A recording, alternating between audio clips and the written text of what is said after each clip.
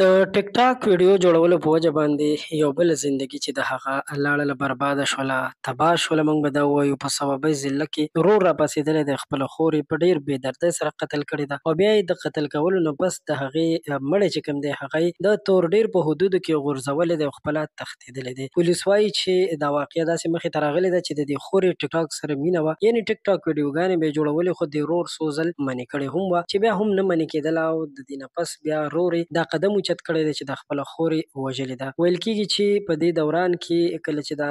خور یې ووژله نو بیا یې دا د تورډیر په حدودو کې د دې مړی غورځولی دی او په دې کیس کې دوه ملزمان چې کوم دي د هغوی د نیولو دپاره کوښښونه شروع دي، خو لا تر اوسه پورې نه دي نیول شوي. دوستانو دا واقعه په سببۍ کې مخې ته راغلې ده. نو موږ به دا ووایو چې که یو اړخ ته سوشل میډیا د خلکو ژوند چې کوم دی هغه بدل کړو، لګیا دي خلک سوشل میډیا په ترو باندې د سوشل میډیا د لارې پیسې هم ګټي، خو بل اړخ ته پښتانه چې کوم بدبخته دي نو ښځې دا غلطي کوي چې هغوی په ټیک ټاک ویډیوګانې جوړوي، بېحیایي کوي. دا بېحیایي پښتنو سره بالکل نه ښایي. نو ځینې وخت بیا داسې رونه احساساتي شي او خپله خور ووژني، نو پکار ده چې د موبایل استعمال ډېر په کنټرول سره وشي.